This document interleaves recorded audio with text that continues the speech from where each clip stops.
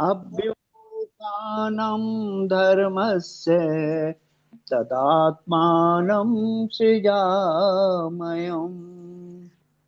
परित्राणाय साधूनां विनाशाय च दुष्कृतां धर्म संस्थापनार्थाय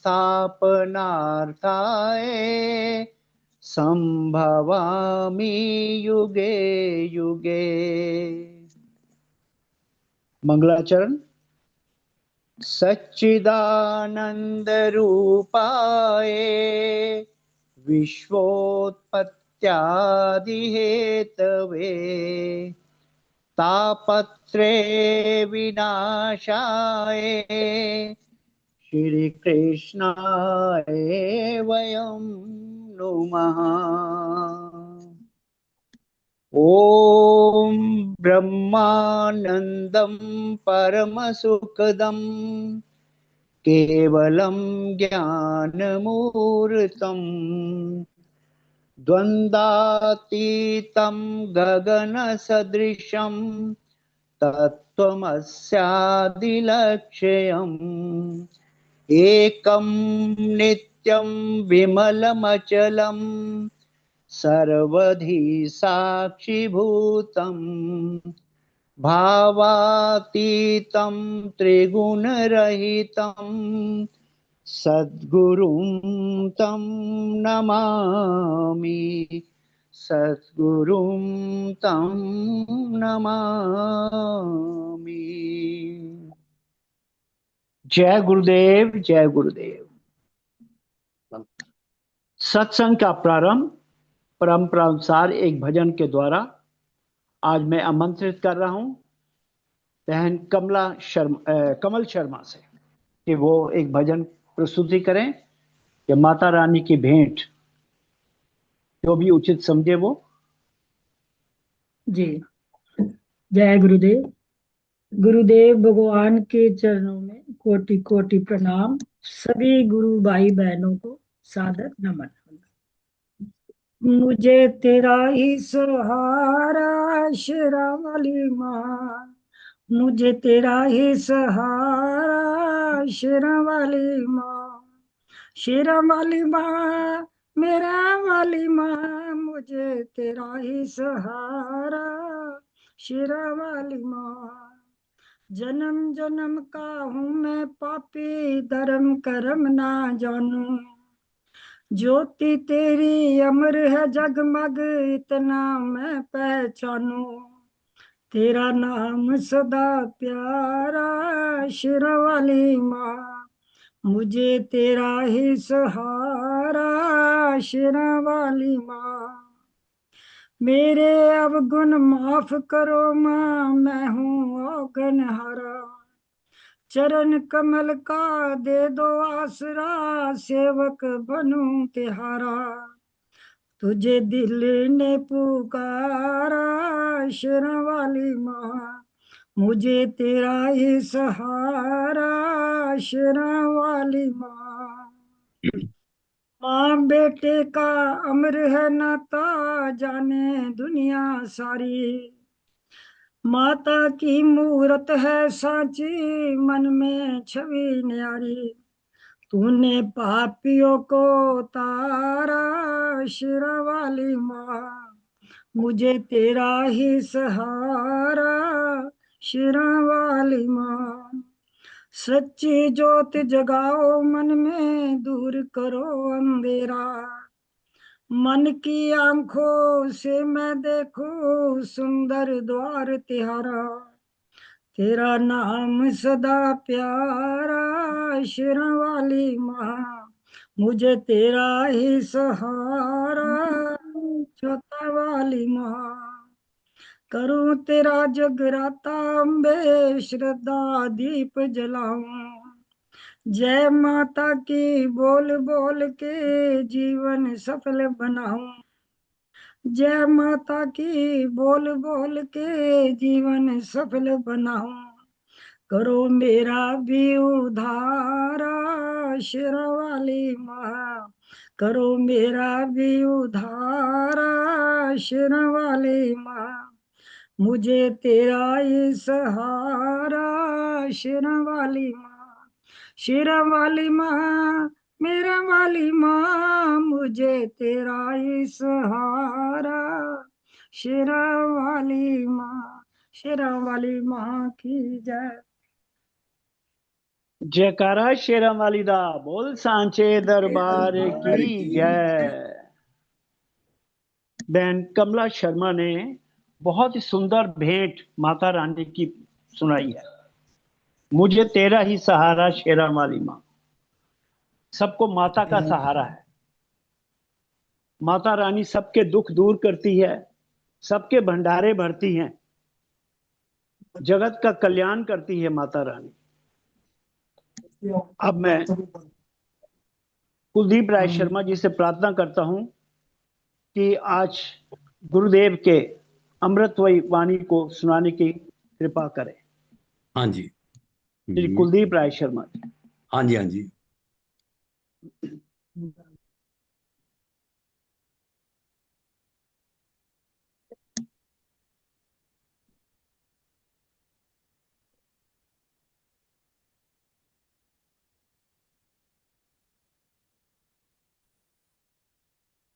सपना है मेरे अलावा।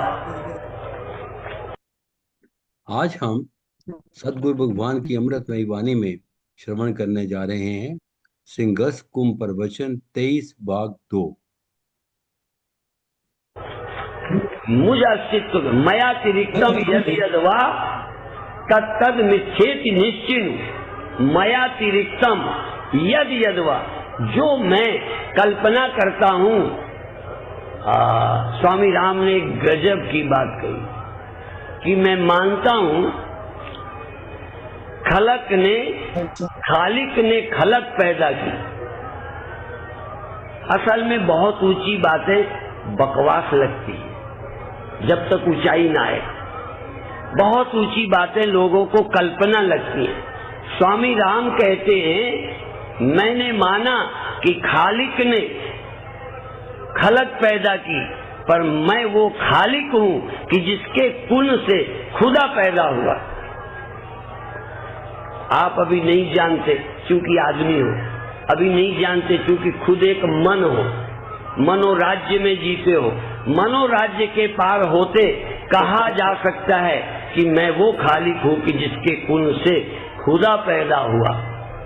और बता दूं, तुलसीदास किस बल पर कहते हैं उपजे जासु वंश ते नाना, शंभु बिरंच विष्णु भगवान। क्या है आधार उनके पास कि मैं उस राम को मानता हूं जिससे ब्रह्मा विष्णु पैदा होते हैं। तो स्वामी राम कहते हैं मैं उस आत्मा का अनुभवी हूं, उस आत्मा की बात कहता हूं जिसका संकल्प ही ईश्वर है। तुम्हारा संकल्प ही तो ईश्वर है। जैसे स्वप्न में तुम्हारा संकल्प तुम्हारी पत्नी थी, तुम्हारा संकल्प तुम्हारा बेटा था, यहाँ तक तुम्हारी मृत्यु भी तुम्हारा संकल्प थी। तुम्हारे संकल्प के सिवा वहाँ कुछ न था। सच्चे तुम थे और तुम सच्चे थे, इसलिए तेरा संकल्प सच्चा हो गया। तूने खुदा माना, खुदा हो गया। तेरे संकल्प से खुदा खुदा लगने लगा। तू स्वप्नों का भी तो रचयिता, न जगता तो मानता ये सूर्य चांद मेरे बनाए। स्वप्न में जब तूने सूर्य चांद देखे थे, दुनिया देखी थी, अवंतिका का कुंभ देखा स्वप्न में, तुझे लगता था मेरा बनाया है? जागे तो समझ आए। जो जगत तुम्हें खुदा का बनाया लगता है ना, जो जगत तुम्हें खुदा का बनाया लगता है, उपनिषद कहते हैं तेरे अज्ञान से पैदा हुआ है। तू अपने को भूला तो जगत पैदा हो गया। तुम्हें लगता है कि स्वप्न बनाने को ज्यादा अकल चाहिए। स्वप्न तो मूर्ख के बन जाते। स्वप्न बनाने के लिए कोई अकल चाहिए। कई भूत बना लेते हैं, प्रेत बना लेते हैं। मैं विदेश गया तो वहां भी किसी को कोई आता रहता है। भारत में ही नहीं, विदेशों में कोई आता है, कोई दिखता है, कोई मेरे पीछे पड़ा है, पड़ा रहता है इनके पीछे। ये क्या है? एक दिमागी दुर्बलता है। दुर्बल आदमी जितना कल्पना कर लेता है उतना समझदार नहीं कर सकता। समझदार की कल्पना में कोई प्रामाणिकता होगी। सिर्री सन की आदमी पता नहीं क्या देखे।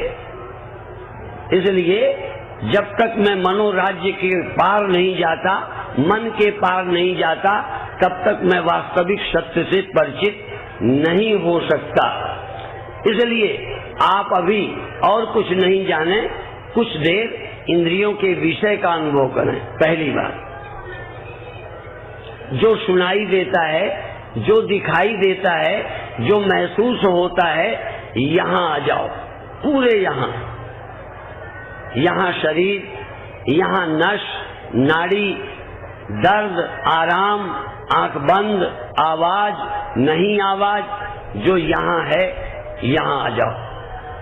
और एक अभी बात सुभाष शास्त्री कह रहे थे, बात बहुत अच्छी थी, पर एक थोड़ा सा कहने में या समझने में चूक हो सकती है।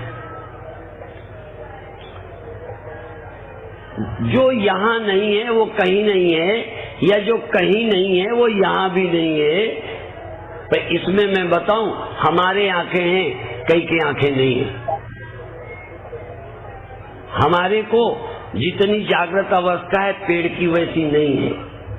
लेकिन यहाँ अभिप्राय क्या है कि जो हमारे में सत्य है वो पेड़ में भी है, वो पहाड़ में भी है, वो पशु में भी है। और एक और बताऊं, उसको रियलाइज करने की, जानने की क्षमता, समझने की क्षमता मनुष्य देह में है, वो गधे में नहीं है।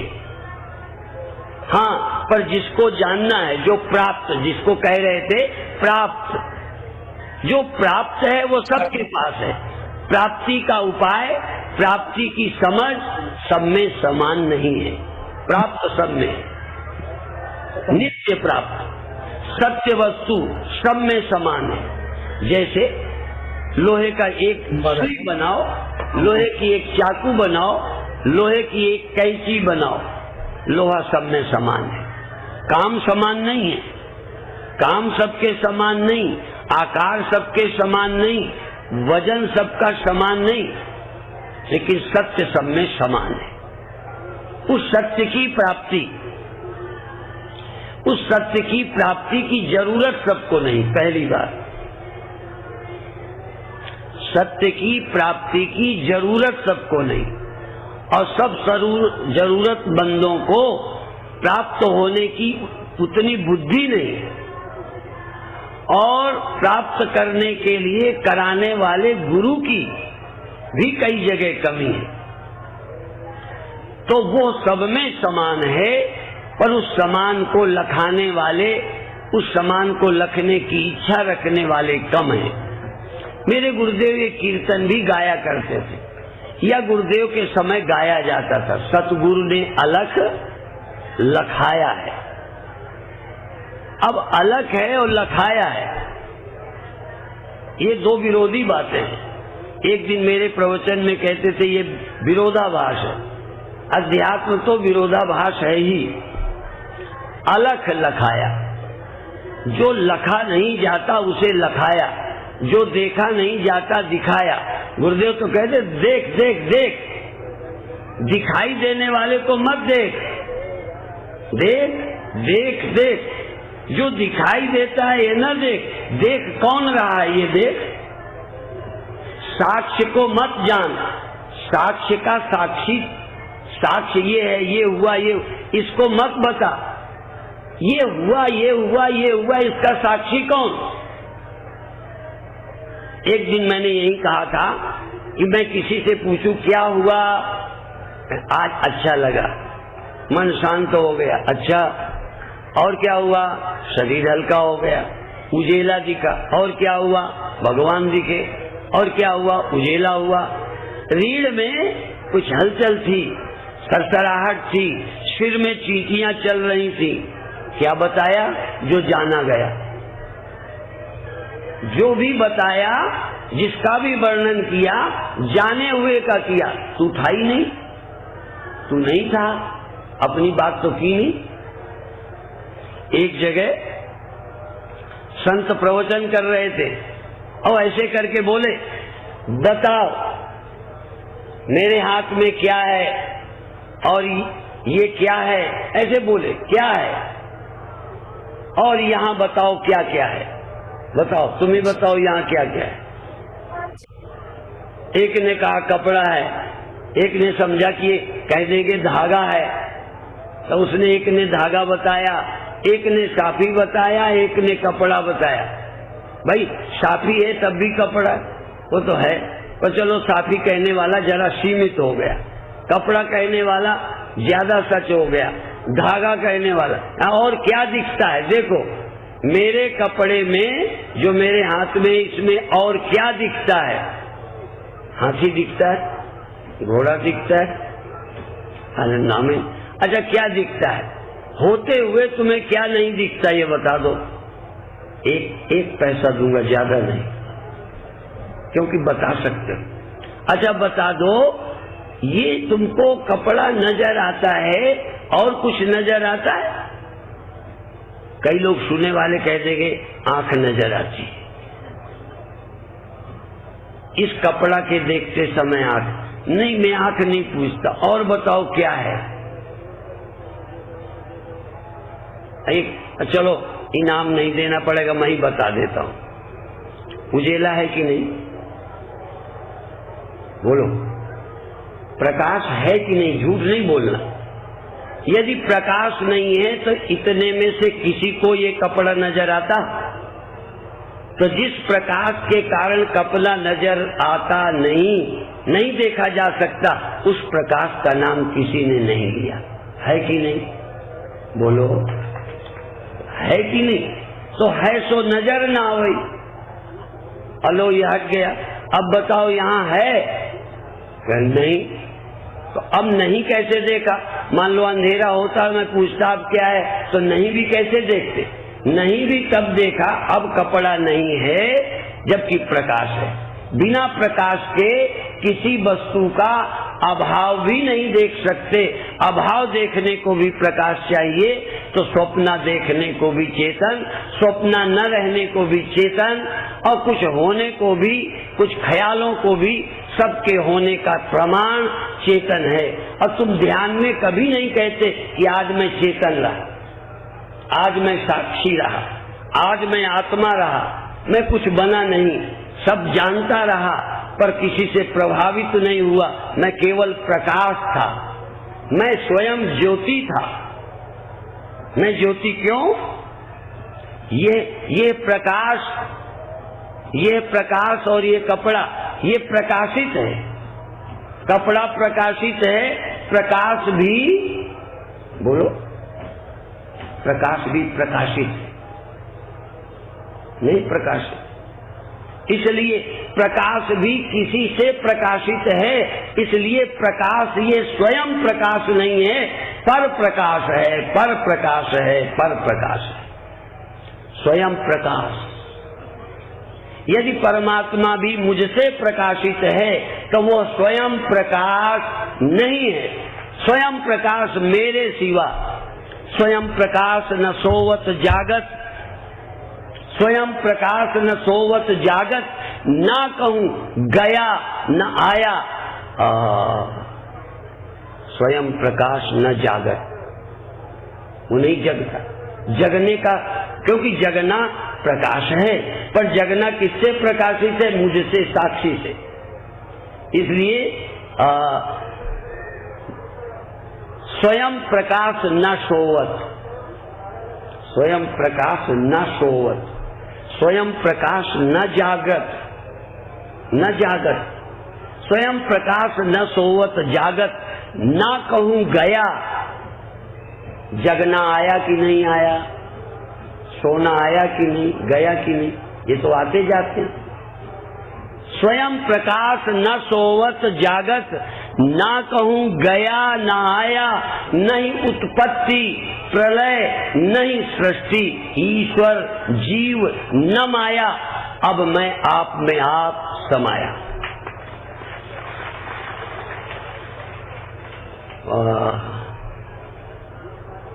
अब ध्यान वालों की भी यहाँ गम नहीं है।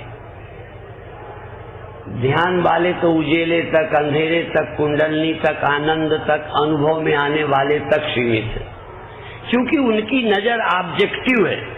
जो जानने में आता है उसके जानने को हम ज्ञान कहे जा रहे हैं। बात समझो, जो जानने में, समझने में आता है उसे हम कहते हैं हम जानते हैं। भाई वो जानने में कहाँ आता है, वो तो जानता है। और मैं बता दूं, आत्मा के सिवा और कोई नहीं है जो जानता है और जानने में नहीं आता। और भगवान यदि जानने में नहीं आता तो परोक्ष है, कल्पना है, और मैं ही अकेला हूं जो जानता हूं, जानने में नहीं आता। और जो जानने में नहीं आता जानता है स्वयं प्रकाश, वही परब्रह्म है, साक्षी, साक्षात अपरोक्षात ब्रह्म। जो साक्षात अपरोक्ष है, जिसे अपने होने के लिए किसी इंद्रिय की, अच्छा इंद्रिय के होने में आंख मेरी ठीक काम करती है, इसमें मैं सबूत हूं कि आंख मेरे होने में सबूत है। मेरे होने में आंखें सबूत होती तो अंधा बेचारा होता ही नहीं। अंधे को अपना होना लगता है ना, बहरे को अपना होना लगता है ना, स्वप्न वाला होता है कि नहीं, और जागृत का। और तुम हो, अब ये देख लो क्या क्या आया, क्या क्या गया। देखो अब ये कपड़ा तो अकल है नहीं, कैसे समझाऊं। इससे पूछो कि तेरे में क्या आया, तो कहेगी हाँ एक गांठ आई। झूठ थोड़ा है, आई। अब दूसरी आई, नहीं आई, और अब तीसरी आई, और यही बार बार चक्कर लगाती रही। तू कौन है जिसके रहते चक्कर लगा? तू कौन है? स्वयं प्रकाश, स्वयं ज्योति, आत्म ज्योति। लोग ज्योति दिखाते हैं और कहते हैं ये ज्योति है। हम दिखाते हैं ज्योतियां और कहते हैं ये ज्योति नहीं है, तू ज्योति है। फर्क इतना है। लोग ज्योति दिखाकर कहते हैं ये है परमात्मा, हम ज्योति दिखाकर कहते हैं ये है कल्पित ज्योति, ये है दिखाई देने वाली ज्योति, ये प्रकाशित ज्योति है, ये स्वयं ज्योति नहीं है। स्वयं ज्योति तू खुद है। फर्क समझ लें। वही क्रियाएं लोग कराते हैं और तुम अज्ञानी और मूर्ख बने रहते हो, और वही प्रकाश हम दिखाकर तुमको तुम्हें दिखाएंगे तुम कौन हो। फर्क है शब्द का। मेरे गुरुदेव यही तो कहते थे, देख क्या देखता है। और एक मेरे गुरु भाई बोलते थे, अरे ये भी देखा, वो भी देख, ये भी देखा, वहां जाके वो भी देखा, जिंदा में देखा, मर के वो देखा स्वर्ग वगैरह, ये भी देखा जागृत में, स्वप्न में वो भी देख ले। तू बिना भजन ध्यान के देख लिया ये, अब भजन ध्यान करके भी देख ले, दिख जाएंगे। तो ये भी देखा, वो भी देख। इन नयनों का, इस बुद्धि का यही सलेख, पर देखत देखत ऐसा देख, मिट जाए दुविधा, रह जाए एक।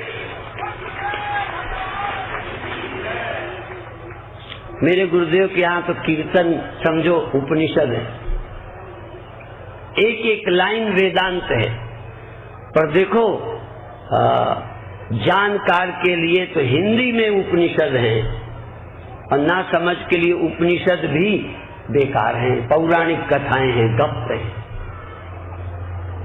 किसी से पूछो तो वेदांत को गप बताते, सामने वाला पंडाल ऐसे ही, वो हमारी बातों को गप कहता है, हमारी बातों को पाखंड कहता है। जो दिखाते हैं शिव बाबा, ये सत्य। आत्मा की सत्यता के अलावा किसी की सत्यता है ही नहीं। और यदि है तो कोई नंबर 2 का है सत्य, कोई नंबर 3 का है सत्य, कोई नंबर 4 का है सत्य। सत्य तो आत्मा ही है, परमार्थिक सत्य है, परम सत्य है, सुप्रीम ट्रूथ है। जब मैं विदेश गया तो उनसे भी मुझे सुनने को मिला ये सुप्रीम ट्रूथ, अर्थात हिंदी का ही तो अनुवाद है परम सत्य, सुप्रीम ट्रूथ। तो इसका मतलब ट्रूथ कई होते हैं, नहीं सुप्रीम की क्या जरूरत। मेरे एक परिचित संत स्वामी हरिगिरी जी थे, बकलोह कटिया में जिनका आश्रम था, वो वेदांत के अच्छे वक्ता थे। आचार्य रजनीश के समय भी उनसे बहुत बातचीत हुई। वो अखाड़े में डरते नहीं थे। एक बार जैन मुनि जम्मू में थे, उन्होंने कर्म से मोक्ष कहा, तो स्वामी हरिगिरी जी ने कहा कि बाद में बोलो, पहले हम निपट ले कि कर्म से मोक्ष होता है कि नहीं, फिर इसके बाद जनता को बताएं, बीच में जल्दी क्यों करें। इस तरह से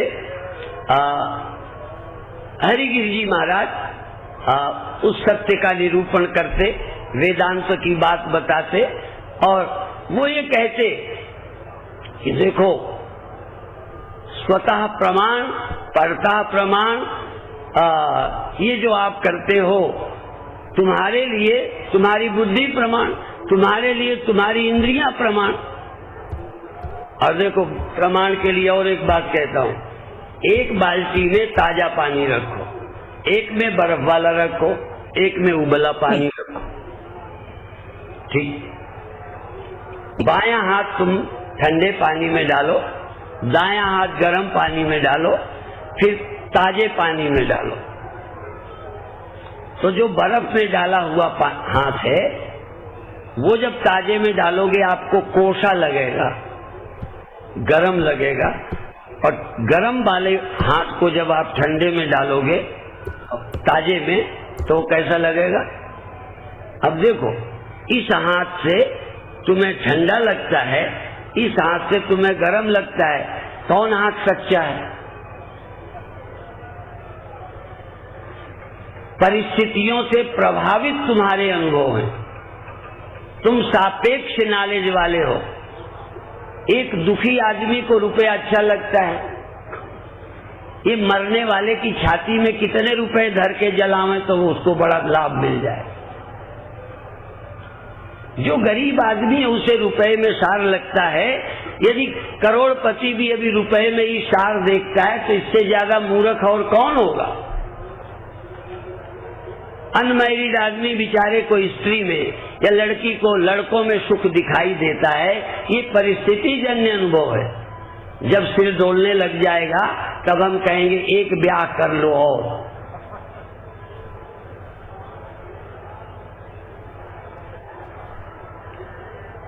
मरते समय कहते ये आश्रम तुम्हारे नाम और कराए देते।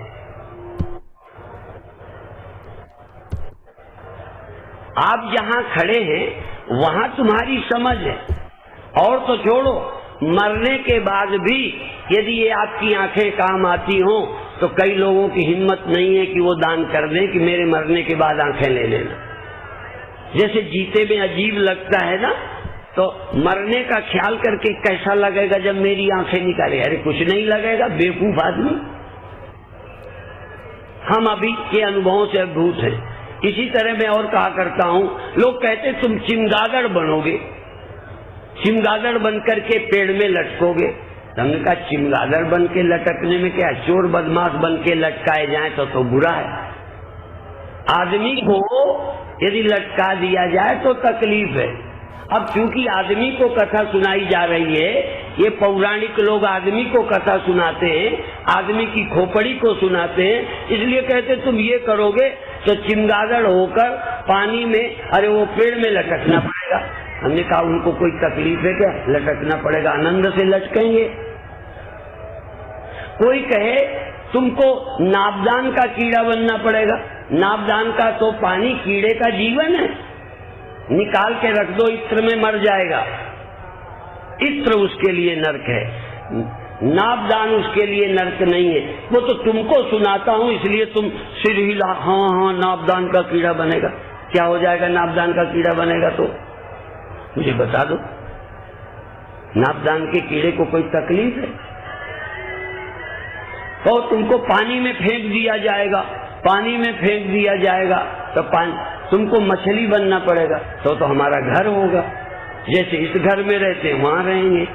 ये तकलीफ की कल्पना एक दूसरे के मनों से सोची गई है।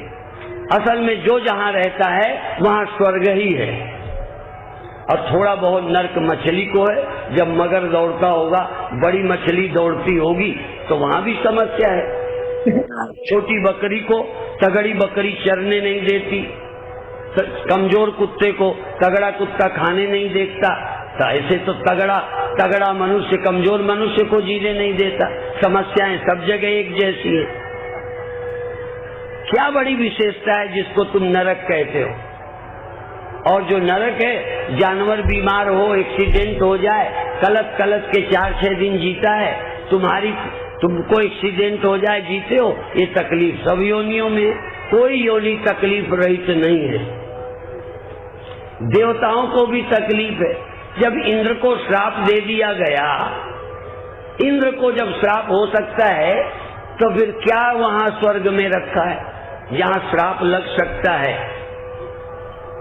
और वहां पर भी एक इंद्र होगा। तुम इंद्र के नीचे के देवता होगे कि इंद्र होगे? प्रधानमंत्री के नीचे जो हैं वो चाहते हैं कब प्रधानमंत्री जाए हमारा नंबर आ जाए। उम्मीदवार ब्रह्मा सोच रहे होंगे ये ब्रह्मा रिटायर हो जाए तो मेरी बारी आ जाए। आश्रम के चेले चाहते होंगे कब बड़े गुरुजी जाएं तो अगले इलेक्शन में हमारा नंबर आ जाए। जो जहां खड़ा है दुखी है। तुम मनुष्य होकर कोई सुखी हो जाओगे? हाँ, मनुष्य होकर तुम जगत से ऊपर जगदीश को समझकर सुखी हो सकते हो। बाकी तुम शरीर हो जाओ, मनुष्य हो जाओ। मैं तो कहता हूं गधे से ज्यादा दुखी है मनुष्य, सुअर से ज्यादा दुखी है मनुष्य, जीव जंतुओं से ज्यादा दुखी है मनुष्य। और जानवरों को कष्ट होता है, दुख कम। मनुष्य जितना दुखी दुनिया में कोई होता ही नहीं, केवल मनुष्य ही है संसार में जो दुखी होता है। और इसीलिए ये सुख की खोज करता है, आत्मा का अनुसंधान करता है। और जो नहीं करता समझो अभी जानवर ही है। कोई जरूरी नहीं कि आदमी अभी आदमी हो। बहुत मनुष्य अभी जानवर हैं, खा लेते हैं, सो जाते हैं, बच्चे पैदा हो जाते हैं। ये सहज काम जानवर में भी होता है। ये कोई बहुत ऊंची बात नहीं, प्रकृति करा लेती है। तुम्हारा पुरुषार्थ कुछ नहीं है, तुम्हारा पुरुषार्थ है आत्मा का विज्ञान। अब थोड़ी देर चलें, ध्यान करें, फिर इसके बाद छुट्टी। आज अपनी जगह बैठे हुए कुछ देर आंख बंद करके और कुछ देर बिना आंख बंद किए, मैं दोनों बताता हूं।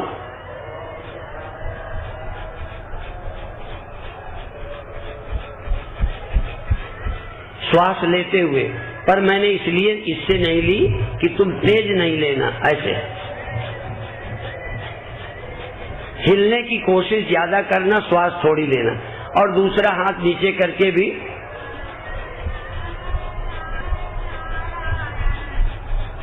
शरीर के प्रति पूरे जागना।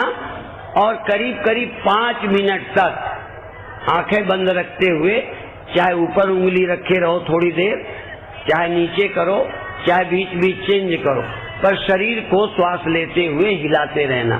थकना नहीं है, थकाने के लिए नहीं है। कई लोग ये भी कहते हैं फला व्यक्ति थका देता है तो आप ही चैन मिलेगी। हम थकाने के लिए नहीं करते, करते करते आनंदित हो जाओ। यदि करने में, खेलने में आनंदित होते हो, नाचने में होते हो, गाने में होते हो, तो आप आनंदित क्यों नहीं हो सकते? आनंदित हो, प्रसन्न हो, खुश हो। तुम्हारी नस नस में आनंद का विस्फोट हो जाए। एक नस का आनंद नहीं, एक इंद्रिय का आनंद नहीं, संपूर्ण इंद्रियां, संपूर्ण शरीर तुम्हारा रसमय हो जाए, आनंदमय हो जाए। आनंदित हिलाओ, कितना? जितने में आनंद हो। कितना तेज? जितने में आनंद हो। कितना धीमा? जितने में आनंद हो। और आनंद की अनुभूति अलग अलग होगी। किसी को ज्यादा में आनंद आएगा, किसी को धीमे में आएगा, किसी को और धीमे में आएगा। और कई आलसियों को तो बिल्कुल सो जाने में आएगा। करो करो, होश से करो। और ये ख्याल करो, प्रसन्न हो रहे हो कि नहीं, प्रसन्न हो कि नहीं, प्रसन्न हो कि नहीं। तुम्हें भगवान नहीं मालूम, प्रसन्नता तो मालूम है। ये गुण है, अनुभव कर सकते हो। एकाग्र हो कि नहीं, पूरे मन से करते हो कि अधूरे मन से, पूरे मन से कर रहे हो कि ऊपरी मन से, गहरा मन है या ऊपर ऊपर, सच्चे मन से कि झूठे मन से, क्या ये भी तुम्हें पता नहीं चलता?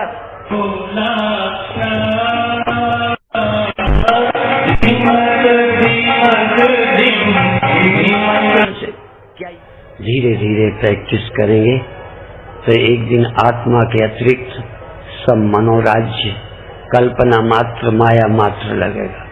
मन, माया, प्रकृति, जगत, चार नाम एक रूप, ये चारों एक ही है। मन, माया, प्रकृति, जगत, चार नाम एक रूप। जब लग ये सांचे लगे, नहीं जाने निज रूप, ये सच्चे हैं तो तुम अभी आत्मा को नहीं जानते। आत्मा को जानोगे, न मन है, न प्रकृति, न माया, न जगत। आत्मै वेदम सर्वम, ब्रह्मै वेदम सर्वम। इस सत्य के साथ अभी समाप्त करेंगे।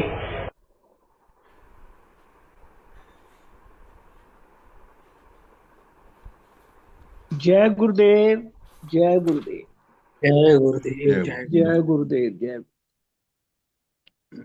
आज गुरुदेव भगवान के प्रवचनों का स्वामी राम ने एक गजब की बात कही कि मैं मानता हूं कि खालिक ने खलक पैदा की, पर मैं वो खालिक हूं जिसके पुण्य से खुदा पैदा हुआ है। तुलसीदास किस बल पर कहते हैं कि मैं उस राम को मानता हूं जिसके बल पर ब्रह्मा विष्णु पैदा होते हैं।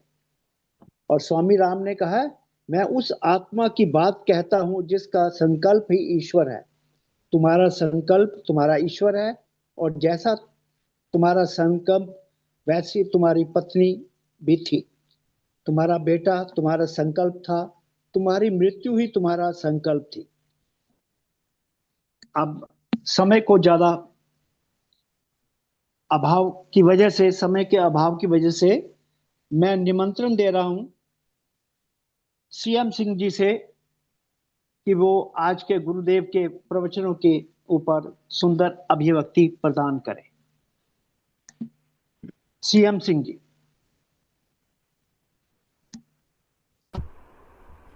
जय गुरुदेव, जय गुरुदेव। सभी गुरु भाई एवं सभी गुरु बहनों को सादर सप्रेम प्रणाम। परम पूज्य गुरुदेव भगवान के श्री चरणों में ध्यान को रखते हुए आज के बहुत ही विलक्षण, बहुत ही विशेष, बहुत ही सुंदर प्रवचन। जी आवाज आ रही है? आ रही है जी, आ रही है जी। तो थोड़ी सी कम है, थोड़ा नजदीक कर लो और नजदीक कर लें। चलिए ठीक। तो आज का प्रवचन बहुत ही विशेष है, बहुत सरल, सरस, मधुर, और ऐसा कि गुरुदेव ने जो बताने का, समझाने का जो तरीका है, जो उन्होंने समझाने का प्रयास बहुत ही सरल है, ताकि उनके शिष्यों को ये मालूम चले कि ये वास्तविकता क्या है।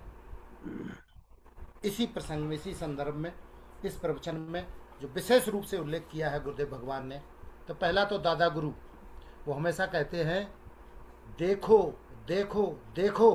क्या देखो? ये उस देखने वाले को देखो। ये सजगता है। हम क्या देख रहे हैं, उसके पीछे कौन देख रहा है। तो गुरुदेव ने और भी प्रवचनों में इस बात की व्याख्या की है कि जैसे हम देखते हैं तो पहले आँख देखती है, लेकिन आँख को भी कोई देखने वाला है ना। तो आँख के पीछे, आँख तो एक इंद्रिय है, शरीर का एक भाग है। आँख नहीं देख रही, आँख के पीछे मन है, ठीक। और मन के पीछे बुद्धि है, और बुद्धि के पीछे वो परम शक्ति, जिस ज्ञान को हम पाना चाहते वो परम ज्ञान है, और वही देखता है। तो देखत देखत देखो देखो देखो, उस देखने वाले को देखते हो जो सब कुछ जिससे देखा जाता है, जिससे सब कुछ जाना जाता है, उससे जानो। एक तो ये इस पे गुरुदेव भगवान ने बहुत ही सरलता से समझाया है। गुरुदेव भगवान कहते हैं कि कुछ हाथ में लिया, कोई वस्तु पकड़ी और उसको बोला ये क्या है, पूछा, कोई कपड़ा था, उनकी साफी थी गुरुदेव की, तो किसी ने कहा ये कपड़ा है, किसी ने और थोड़ा आगे बढ़े तो बोले धागा है, और बोले कि इसमें हाथ भी दिख रहा है। गुरुदेव ने कहा 1 रुपया इनाम मिलेगा अगर बता दो कि क्या देखा है। तो गुरुदेव, कोई बोलता है मंच देखा, मीन्स अलग अलग चीज़ें हैं, लेकिन किसी ने ये नहीं बता पाया कि क्या देखा है। तो उसमें थोड़ी सी, इसमें अगर हम गुरुदेव भगवान कहना चाहते हैं कि तर्कयुक्त बुद्धि से अगर सोचेंगे तो देखा किसकी उपस्थिति में ये सब देखा, और वो है गुरुदेव भगवान कहते हैं प्रकाश। क्योंकि जो भी देखा है वो प्रकाश में ही देखा, तो प्रकाश में तो देखा, सभी वस्तुएं देख ली, लेकिन प्रकाश को नहीं देखा जिसकी वजह से सब कुछ देखा। बड़ी अच्छी व्याख्या की है गुरुदेव भगवान ने कि प्रकाश की वजह से ही सब कुछ, अगर प्रकाश हटा लिया जाए तो ये जो भी प्रकाशित हो रहा है, जो भी वस्तुएं प्रकाशित हो रही हैं, जो भी संसार प्रकाशित हो रहा है वो प्रकाश से, लेकिन ये प्रकाश दूसरे वजह से प्रकाशित हो, प्रकाश भी, लेकिन ऐसा प्रकाश जो किसी से भी न प्रकाशित हो, स्वयं प्रकाशित हो, स्वयं प्रकाश। बड़ी अच्छी व्याख्या है। देखिए गुरुदेव भगवान ने कैसे समझाया कि स्वयं प्रकाश, जिसको प्रकाशने के लिए किसी दूसरी ज्योति की आवश्यकता नहीं है, वो स्वयं प्रकाश है, उसी को हमें जानना है। उसकी अपरोक्षानुभूति के लिए गुरुदेव भगवान प्रवचन में हमें बार बार समझा रहे, वहीं पे ले जाना चाहते हैं कि उस तत्व को समझो, और वो तत्व कहीं दूसरी जगह, तीसरी जगह, चौथी जगह, 10वें आसमान पे, 7वें आसमान पे कहीं नहीं है, वो स्वयं आप है। लेकिन अज्ञानवश आपने अपने को वो ज्योति न मान के आपने अपने को शरीर मान लिया है, इंद्रिय मान लिया है, मन मान लिया है, इसलिए ये झमेला खड़ा हो गया, इसलिए ये भ्रम हो गया कि ये तो सांप है, रस्सी में सांप। वाह, इतनी सुंदर व्याख्या कि रस्सी में सांप, और सांप के डर की वजह से कांपे जा रहे हैं, चिल्ला रहे हैं, लोगों को इकट्ठा कर लिया है, लाठी पीट रहे हैं कि सांप भाग जाए, लेकिन सांप भागने वाला नहीं है। सांप कब भागेगा? कोई गुरु आएगा जो कि ज्ञान की टॉर्च रोशनी दिखाते ही समझ में आ जाएगा, ये अरे रे रे रे ये तो भ्रम था हमारा, भ्रमवश ही मैं डर रहा था, पसीने निकल गए थे, हार्ट अटैक होने वाला था, सब कुछ, लेकिन यहाँ तो कुछ है ही नहीं, यहाँ तो रस्सी है। ठीक उसी प्रकार से जब उस आत्म अनुभव को, जब उस प्रकाश को, जिससे सब कुछ प्रकाशित होता, जिससे सब कुछ जाना जाता, जिसे किससे जानोगे, तो ये भी जानना है कि किससे उसको जाना जा सकता है। उसको जानने के लिए गुरुदेव भगवान ये परम ज्ञान जो है हम सबको दे रहे हैं, उसको जानने के लिए हमें केवल और केवल 2-3 सुविधाएं मिल चुकी हैं। केवल और केवल हमें गुरुदेव वचनों पे अगाध श्रद्धा, उसमें सूत्र है श्रद्धा इज इक्वल टू कृपा, क्योंकि गुरु की कृपा के बिना असंभव है, पहला सूत्र। दूसरा सूत्र है श्रद्धा से कृपा, श्रद्धा इज इक्वल टू कृपा। जितनी ज़्यादा श्रद्धा गुरु वचनों में होती चली जाएगी, उतनी गुरु की कृपा जो है वो बढ़ती चली जाएगी। जिस दिन 100% श्रद्धा हो गई, उस दिन 100% कृपा, और 100% कृपा होते ही वो जो गुरुदेव भगवान कह रहे हैं वो आपको 100% आत्मसात हो जाएगा। ये जो झंझट है सारी मिट जाएगी। न मैं देह हूँ, न मैं इंद्रिय हूँ, न मैं मन हूँ, न मैं आता हूँ, न मैं चलता हूँ, न फिरता हूँ। जो विरोधाभास का ये गणित है, ये सब समझ में आ जाएगा। अभी तो कहते हैं वो लोग उपनिषद में बहुत विरोधाभास है, कोई कहता है चलता, न कहीं आता है, न कहीं जाता है, लेकिन वो आता भी है और वो जाता भी है। क्या है ये? तो मैं ये भी नहीं, मैं वो भी नहीं, ये भी नहीं, ये भी नहीं, सबका निषेध करते करते और उसके बाद मेरे सिवा कुछ है ही नहीं, जो भी है वो मैं ही हूँ। कैसा विरोधाभास! लेकिन हमें समझना होगा क्या कहना चाहते हैं गुरुदेव भगवान, किस प्रसंग में किस समय हमें ये सोचना है कि हम कुछ भी नहीं है और किस समय ये। इसके लिए कड़े अभ्यास की जरूरत है और श्रद्धा की आवश्यकता है और महत्व बुद्धि जितनी ज़्यादा होती है, क्योंकि जिस चीज़ को हम महत्व, मैं एक बार और भी बता चुका हूँ कि जब नोटों की गड्डियाँ गिनी जाती हैं तो फिर किसी का ध्यान इधर उधर नहीं भटकता, क्योंकि आपने उसको महत्व दे रखा है इतना। इसी प्रकार से इस ज्ञान को जब हम महत्व देने लगेंगे गुरुदेव के ज्ञान को, तो हमें रात में नींद नहीं आएगी। गुरुदेव भगवान ने कई प्रवचन में कहा है कि रात में तो तुम भी जागते हो, रात में हम भी जागे हैं, हमने भी रातें खराब की हैं बैठे बैठे, लेकिन तुमने अपनी रातें खराब की हैं भोग के लिए और हमने अपनी रातें खराब की हैं योग के लिए। बहुत सुंदर बातें बताई हैं। तो जब तक हम अपनी रात दिन खराब नहीं करेंगे, योग के लिए भोग में लगे रहेंगे, तब तक ये आत्मानुभूति असंभव है। एक तो उस प्रकाश को जो स्वयं प्रकाश है उसे जानना है। दूसरी बात गुरुदेव ने कही मनोराज्य। जब तक मनोराज्य है तब तक जो है ये आत्म ज्ञान संभव ही नहीं है। मनोराज्य का मतलब है मन आपके ऊपर राज्य कर रहा है, मन ही सबसे बड़ा है, जो मन में आया वो आप करने लग जाते हैं, उसी में आपको आनंद मिलने लगता है। तो फिर क्या होता है कि फिर जो है हम इंद्रिय बुद्धि के अनुसार, मन बुद्धि के अनुसार, देह बुद्धि के अनुसार जो है हमें गुरु बुद्धि के अनुसार चलना है, शास्त्र बुद्धि के अनुसार चलना है, गुरु बुद्धि के अनुसार चलना है। जिस दिन हम शास्त्र और गुरु बुद्धि से चलना सीख जाएंगे, उस दिन ये जो मनोराज्य है वो धीरे धीरे नष्ट होने लगेगा। और मनोराज्य नष्ट होते होते, अभी आगे आएगा प्रवचन में गुरुदेव, स्वराज्य, उस दिन स्वराज्य होगा, स्वराज्य, स्व अपनी आत्मा का राज्य। जिस दिन हम अपने को समझ के और उस पर आगे चलेंगे वो होगा स्वरूप मनोराज्य का। उसके बाद गुरुदेव कहते हैं कि सत्य, बहुत से पंथ जो है कहते हैं कि वो कहीं रहता है, वो भगवान है। जैसे ही कोई ये कहता है कि परमात्मा है, थर्ड पर्सन है, तो वो परमात्मा नंबर 2 का परमात्मा हो सकता है, नंबर 3 का हो सकता है, नंबर 4 का हो सकता है, बट वो परम सत्य नहीं हो सकता है, वो सुप्रीम ट्रुथ नहीं हो सकता है, क्योंकि सुप्रीम ट्रुथ एक है और वो और कहीं नहीं है, वो स्वयं आप हैं और कहीं भी नहीं है। इस बात को अच्छे से हमें समझना पड़ेगा। तो वो है सुप्रीम ट्रुथ। इसमें ज़्यादा संदेह न करते हुए, क्योंकि बहुत से लोग और कई लोगों को भी सुनते हैं तो कन्फ्यूजन हो जाते हैं।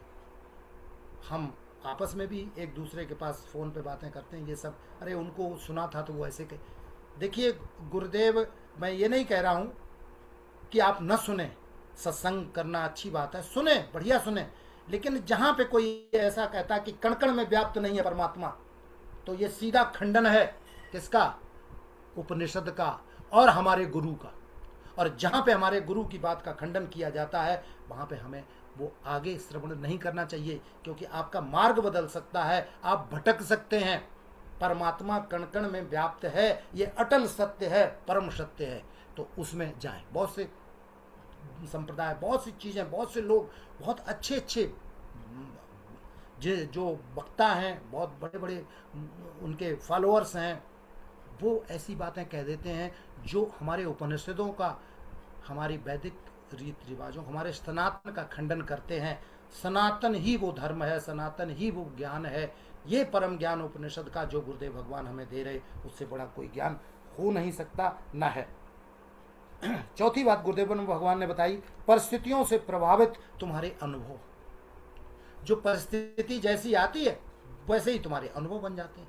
तुम उस परम सत्य को, परम अनुभव जो है, तुम कभी करने का प्रयास ही नहीं करते। जैसे जैसे परिस्थितियां आ जाती हैं तो कुछ लोग कहते हैं कि तुम चमगादड़ बनोगे, तो गुरुदेव भगवान कहते हैं जो जिस योनि में वो खुश है, चमगादड़ को लटकने में कोई, हाँ तुम्हें अगर उल्टा लटका दिया जाए मनुष्य को तो बड़ी परेशानी है, तो तुम्हें कष्ट बहुत होगा, लेकिन चमगादड़ को उल्टा लटकने में कोई परेशानी। एक नापदान का कीड़ा है, वो अगर नापदान में ही प्रसन्न रहता है, योनि में है, उसको वही आनंद। ठीक उसी प्रकार से हम अपने से भी कल्पना कर लें, हमें जिस तरह से विषयों में रस आता है, विषय रस हमें विमुख करते हैं उस आत्मज्ञान से, तो हमें भी तो आनंद आता है विषयों में तो हम कहाँ कीड़े मकोड़ों और जानवरों से कम हैं। हम भी तो वही कर रहे हैं, हम विषय भोगों को ही सच्चा आनंद मान बैठे, जबकि ये दुख में डालने वाला आनंद है। ऐसा आनंद जिसकी परिणति जो है वो दुख है, ये परमानंद नहीं है, ये क्षणिक आनंद है। इस क्षणिकानंद में उस परमानंद को खोइए। तो गुरुदेव भगवान इसी को बार बार हमें याद दिला रहे, बार बार बता रहे हैं। जो जहां है वहां पे ठीक है, लेकिन मनुष्य ही एक ऐसा है कि जो जिस स्थिति में भी है वो उसमें दुखी है। क्यों दुखी है? क्योंकि उसकी प्यास पूर्ण नहीं है, वो गलत जगह पे खड़े होके आनंद की खोज कर रहा है। इसलिए हर मनुष्य जिस भी स्थिति में है वो दुखी है। आत्मज्ञान के बिना सुख की कल्पना करना जो है वो नाइंसाफी है, बिल्कुल एक असंभव बात है। ये अगर आप सुख की कल्पना कर रहे हैं और आत्मज्ञान की तरफ कोई ध्यान नहीं है, उसकी तरफ महत्व बुद्धि नहीं है, तो नोट कर लीजिए कि आपको कभी भी सुख और परमानंद की प्राप्ति नहीं हो सकती है। इसमें कोई दो राय है ही नहीं। तो गुरुदेव भगवान ने इसके एग्जाम्पल दिए हैं, कई एग्जाम्पल। तुमसे ज्यादा तो गधा सुखी है, जानवर सुखी है, कई मानों में सुखी है। तुम क्यों? क्योंकि उसका कारण ही अज्ञान है। हम अपनी वास्तविकता को नहीं, अपने स्वरूप को भूले बैठे हैं और प्रयास भी नहीं कर रहे हैं। गुरुदेव भगवान स्वरूप की ही याद स्मरण करा रहे हैं, हमको बार बार स्मरण करा रहे हैं, लेकिन हम जो हैं हम उसको उतना महत्व नहीं दे रहे हैं, इसलिए दुखी। उसके बाद गुरुदेव भगवान ने क्रियात्मक ध्यान की ओर इशारा करवाया है। आंख बंद करो, श्वास लो और शरीर के प्रति जागृत रहने के लिए जागना है। शरीर को थकाना नहीं है, आनंद के लिए आनंदित हो जाओ। ठीक, बहुत अच्छी बात कही है। और ऐसा आनंद जो एक स्थान पे नहीं, तुम्हारे शरीर की नस नस में आनंद का प्रवाह हो जाए, बहुत बड़ी बात है। ध्यान दीजिए, एक आनंद रसगुल्ला खाया तो एक को आनंद मिला, केवल एक इंद्री को। ठीक, ऐसी और भी सुख हैं जो इंद्री तक ही वो लिमिटेड है, लेकिन ऐसा आनंद जो नस नस में आनंद भर दे, आपको उस परमानंद की प्राप्ति करा दे। गुरुदेव भगवान हमें वहां पे ले जाना चाहते हैं। तो होश में रहते हुए प्रसन्नता पूर्वक आनंद के लिए ध्यान कीजिए। वहां पे ये शिकायतें मत कीजिए कि आज प्रकाश नहीं दिखा, आज ये नहीं दिखा, मन इधर चला गया उधर। जहां भी जाता जाने दीजिए, निश्चिंत रहिए। आप केवल इतना सीख लीजिए कि प्रसन्न हमें रहना है। प्रसन्नता ही आनंद जो है वो हमारा गुण है, हमारा स्वरूप है, हमारा निज स्वभाव है आनंद। तो हमें आनंद में हर समय रहना, होश पूर्वक धीरे धीरे ध्यान अगर करते रहोगे तो एक न एक दिन ये मनोराज्य जो है वो समाप्त हो जाएगा। और मनोराज्य यानी कि मन का राज्य, मन मते नहीं गुरु मते चलना सीख। जिस दिन हम सीख जाएंगे, गुरु मत से चलेंगे, मन मत से नहीं चलेंगे, बस कल्याण हो जाएगा। और इस आत्मज्ञान को पूर्ण रूप से आत्मसात करने में हम सभी समर्थ हो जाएंगे। बस इन्हीं शब्दों के साथ मैं अपनी वाणी को विराम देता हूँ। जय गुरुदेव भगवान। जय गुरुदेव, जय जय गुरुदेव, जय गुरुदेव। धन्यवाद। बहुत बढ़िया, बहुत बहुत सुंदर अच्छी व्याख्या की, बहुत सुंदर व्याख्या अभिव्यक्ति की भाई आपने साहब। की है। गुरुदेव आप- भगवान के प्रवचनों की आपने बहुत सुंदर अभिव्यक्ति प्रदान की है। आपका बहुत बहुत धन्यवाद। आज हमारे साथ वरिष्ठ गुरु भाई अशोक जी जुड़े हुए हैं। मैं प्रार्थना करता हूं उनसे। अशोक जी इस आए हैं? समय ड्यूटी पे होते हैं। अच्छा, देखा था उनको अभी जुड़े नहीं हुए थे। हैं, हाँ जी, हाँ जी। स्वामी अनंत स्वरूप जी। स्वामी आनंद स्वरूप जी से प्रार्थना करता हूं कि वो गुरुदेव भगवान के आज के प्रवचनों के ऊपर सूत्र रूप में अपने विचार व्यक्त करें और हमें कृतार्थ करें। नहीं, वो भी चले गए। वो भी चले गए। हाँ, वो होंगे अवधेश कुमार मिश्रा जी को। अब मैं प्रार्थना करता हूं अवधेश कुमार मिश्रा जी से कि सूत्र के रूप में कुछ कहें, अपने विचार व्यक्त करें और जय कृतार्थ करें। जय गुरुदेव। जय गुरुदेव। जय परम पूज्य सद्गुरुदेव भगवान के श्री चरणों में सादर सतत नमन करते हुए मंच से जुड़े हुए सभी आदरणीय गुरु भाइयों, आदरणीय गुरु बहनों को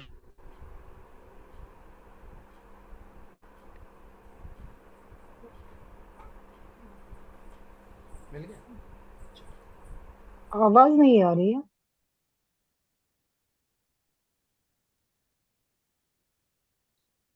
अवधेश कुमार जी, आपकी आवाज नहीं आ रही। आपकी आवाज नहीं आ रही अवधेश जी। अब आवाज आ रही है। हाँ, अब बोलने- बोलिए। अब जय आवाज आ रही है। हाँ, बोलिए। जय गुरुदेव। जय गुरुदेव। जय।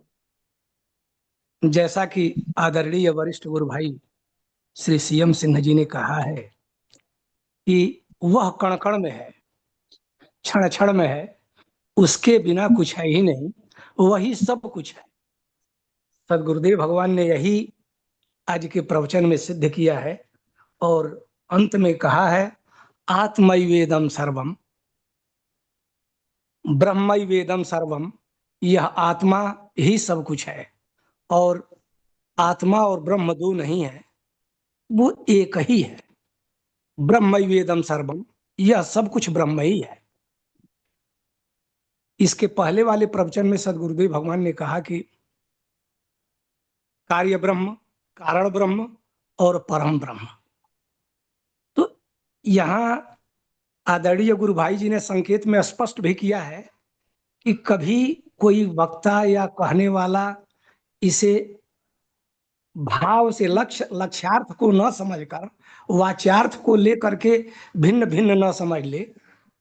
वह परम ब्रह्म एक ही है और वही कार्य ब्रह्म भी है, वही कारण ब्रह्म भी है और अलग अलग कार्यों के आधार पर अलग अलग नाम दे दिया गया है, लेकिन वस्तुतः उस परात्पर ब्रह्म से भिन्न कुछ नहीं है, वह एक ही है। और इसको कहा भी गया है गीता में कि उपद्रष्टानुमंता च भर्ता भोक्ता महेश्वरा परमात्मेति च सर्वम। ये सब कुछ परमात्मा ही है, उससे भिन्न नहीं है।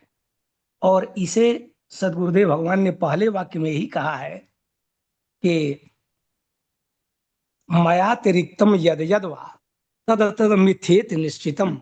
जिसको आत्मज्ञान हो गया, स्वयं को जिसने जान लिया, जिसने मन माया प्रकृति और जगत से परे अपने को जाना, जो मन नहीं है, माया नहीं है, प्रकृति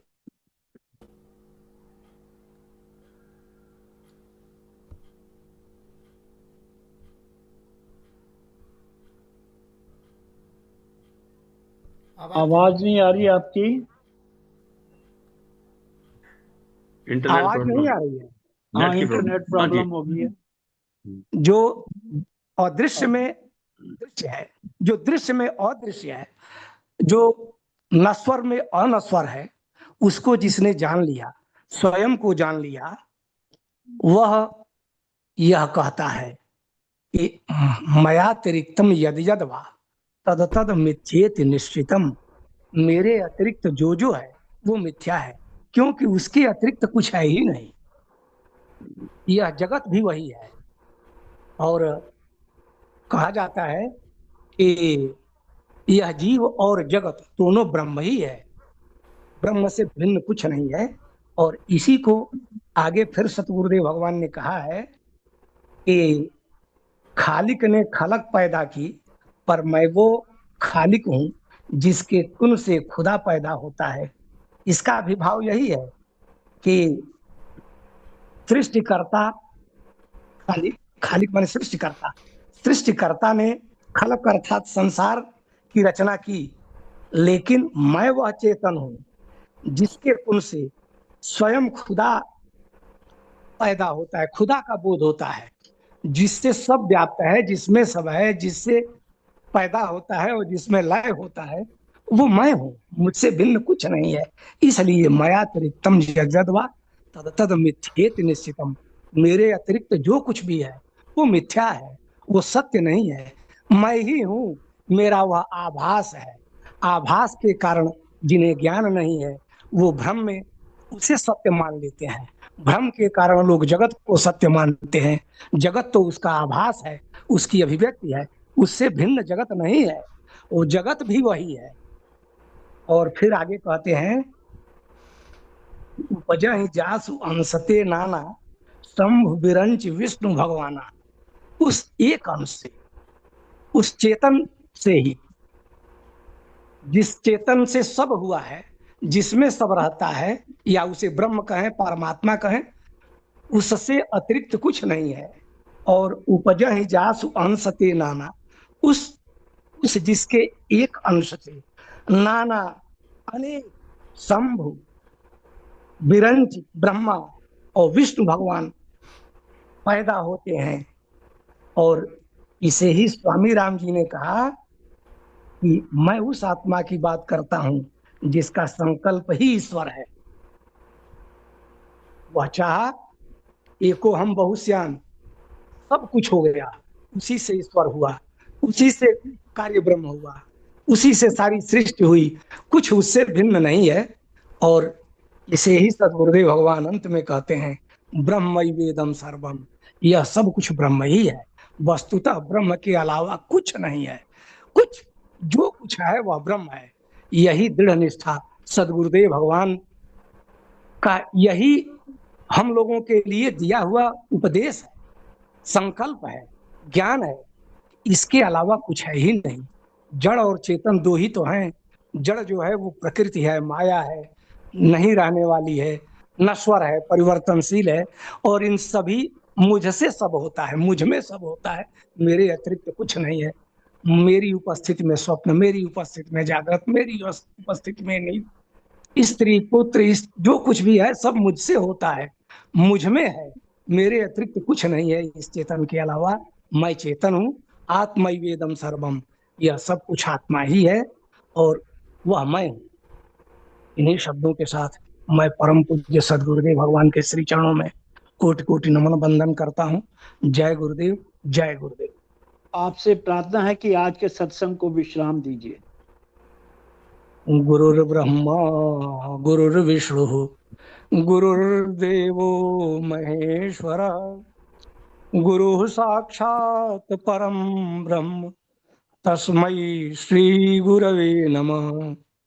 ध्यान मूलम गुरोर्मूर्ति, पूजा मूलम गुरोर्पदम, मंत्र मूलम गुरोर्वाक्यम, मोक्ष मूलम गुरु कृपा। सर्वे भवन्तु सुखिनः, सर्वे सन्तु निरामया, सर्वे भद्राणि पश्यन्तु, मा कश्चित् दुःख भाग् भवेत्। बोलिए सद्गुरुदेव भगवान की जय। जय। आज के आनंद की जय। नमो नारायण, नमो नारायण, नमो नारायण, नमो नारायण। नमो नारायण। जय गुरुदेव, जय गुरुदेव, जय जय गुरु। जय गुरुदेव।